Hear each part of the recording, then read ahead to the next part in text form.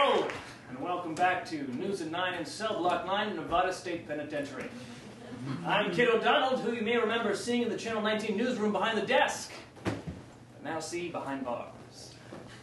As always, I'd like to thank my Block 9 AV crew and let everyone know once again that I did not kill that hooker.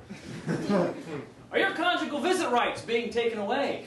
They may be after yesterday's riot. But first,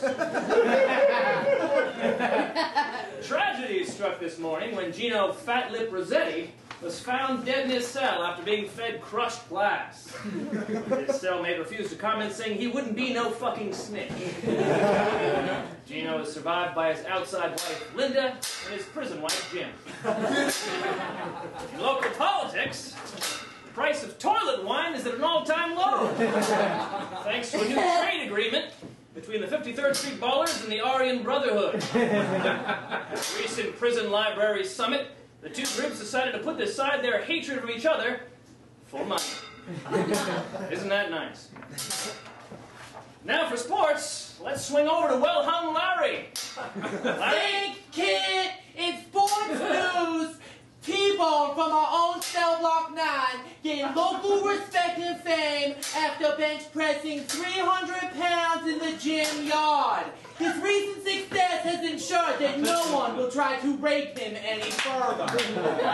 In other news, Kenneth from Cell Block 3 and Jesus from Cell Block 4 got into an aggressive game of basketball this week, with Kenneth gaining an amazing 58-point lead, but losing consciousness in the third. Back to you, Kid! That's too bad, Larry. Sounds like it'll be the cooler for Kenneth and Jesus again. And a pizza for Prison Blocks 9E. On a brighter note, the cat we know as Switchblade is a mummy. Everyone's favorite calico cat had a litter of 5 itty-bitty kitties in Mike Minetti's cell, and he says he'll be selling them off in the next few weeks for 5 or 6 minutes of butt stuff. Don't wait too long, because they're going fast. 10 minutes until shower! You know what that means? It's time for weather on the 10s. Let's swing you over to Mohammed Shabazz, who's spending this week in solitary. How's the weather looking, Mo? When I was a boy growing up outside of San Romero, us kids used to play a game in front of Mr. Jefferson's general store. He'd come out, yell at us to get out of the street. We'd laugh and say, "We'll be careful, Mr. Jefferson." You see, he cared about us. Now no one cares about us. And no one's innocent. They took that away from us.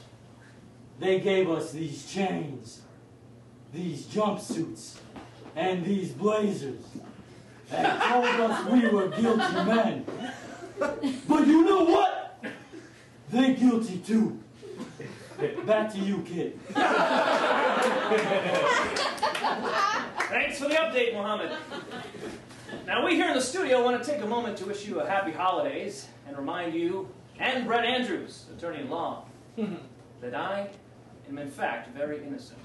And can't believe anyone would take the word of a confused maid in a poorly lit Hotel 6 parking lot who claims she saw me covered in blood, como el diablo. Now, ever since my lawyer Brett Andrews came on the show last week to let me know I wouldn't be getting off with anything less than an 8-year sentence, my visitor rights have been revoked. So we want to introduce a new segment this week, Prison Powerball. We're getting word that the prize money has been stolen.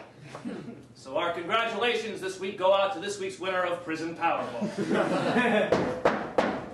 5 minutes until shower! That means it's time for Fashion on the Fives with Ashy Louie, who has some new fashion tips to keep you looking clean in the clink. Thanks, Kit. This week the couture of choice is the forward-facing knot in your bandana. Well, gang colors are always in style. Sometimes you want something a little extra so that you stand out against those gray prison walls.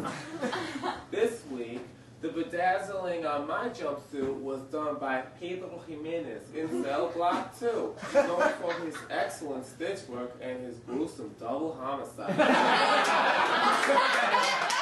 Back to you, Kit. I'm afraid that's all the time we have, but don't forget to tune in next week to see what's new in Cell Block 9. This is Kit O'Donnell signing off, and as always, sleep tight, Red Andrews.